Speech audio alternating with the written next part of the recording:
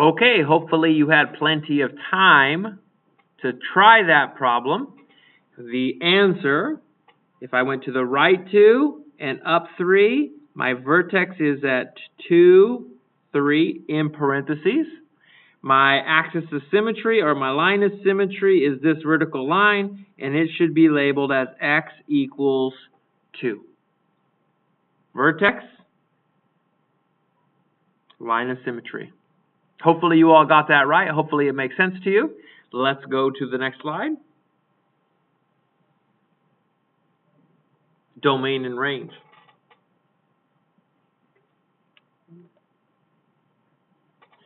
I'm going to remind you what domain and range is a lot throughout the semester. It's something that is very, very commonly overlooked. And it's something that really, if you're planning on going into higher level mathematics, like next year advanced math or and then calculus the following year, you really, really need to learn these 2 words. You will be using them all the time next year. Domain and range. Domain, another name for domain is just your x values or your inputs.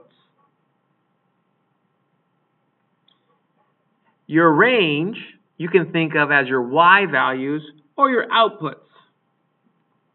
In some textbooks, we could say that the domain is the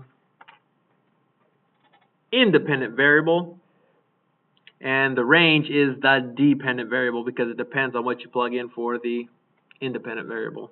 Okay. So when I look at this, let's do one parabola at a time. Let's do this top parabola first. I'm highlighting it here in yellow. Okay, let's do this parabola. When I say, what is the domain and the range of the following graphs? What I'm saying is what are the x values? And this parabola, whether you know it or not, has arrows on it. See these arrows? They're really small, but they mean something. Just like in geometry, you learn that arrows mean it keeps going down forever and ever and ever, and to the left forever and ever. It may go at a steep angle, but if I had a big enough piece of graph paper, this will continually go down and to the left. If I had a big enough piece of graph paper, it would go forever and ever this way. And this same thing here, that's what those arrows mean. It would continue to go down and to the right forever and ever and ever. So if I'm thinking about these x values, here's my x is 0 and -1 and -2 and -3. As I look at these places that are on this parabola, I have an x where it's -1. I have an x where it's -2 that touches this graph. There is a point on this graph that has an x value of -2. There's a point on this graph that has an x value of -1, and everything in between. All these points are x values between -1 and -2. And as a matter of fact, if I were to continue to go on, I still have points that have x values of a little bit more than -2, of -3, and remember, this goes on and on forever. So that means I have x values. Somewhere on this graph, I have x values from, man, this number just keeps getting bigger and bigger and bigger to the left.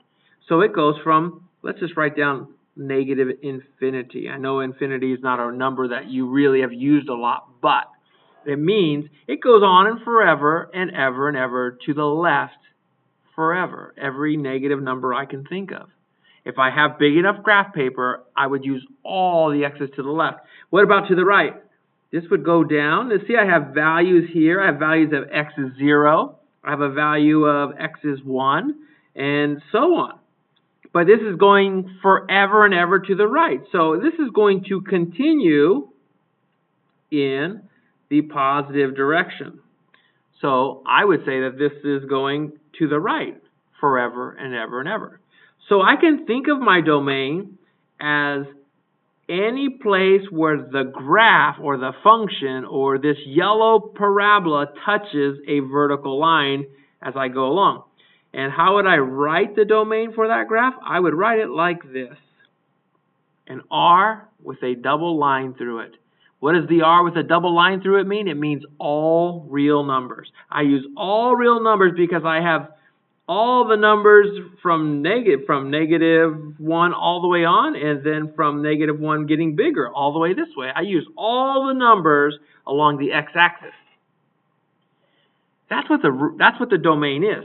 But that's not what the range is. The range is completely different. The range is the y values.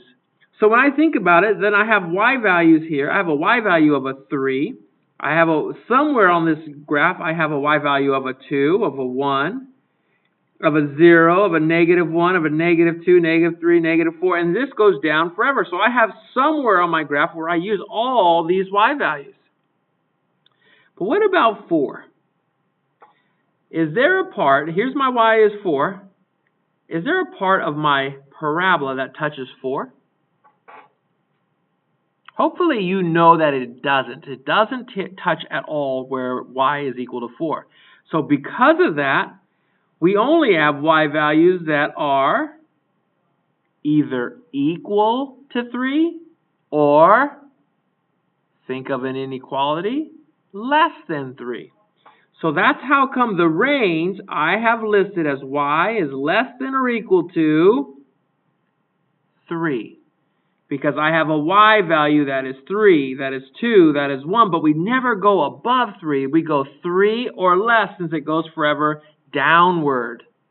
And hopefully that makes sense to you. So, one more example, and then I'm going to give you a problem to try. So here's the other graph.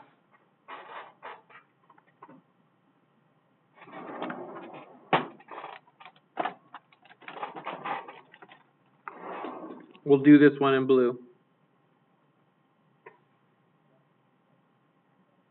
There's the blue one. What's the domain and range? Well, for my domain, I go forever up and to the right. I go forever up and to the left. So left and right, my x values, my domain is all reals. What about my y values? Well, I have a bottom. I have these y values, I have all these y values, but they seem to be, here's -2, -1, they seem to be bigger than -2. How would I write that? Y is greater than or equal to -2. Our domain is all reals, our range is y is greater than or equal to -2. I'm going to throw a little curve at you. Here's the question for you. Let's do this one in black. I'm going to go, let's see, right here. Here's another parabola. We're only going to work with parabolas. And this is the point 1. There's 1. There's 2. Here's a parabola. I'm making this parabola sideways, which is technically not a function, but I don't care about that question right now.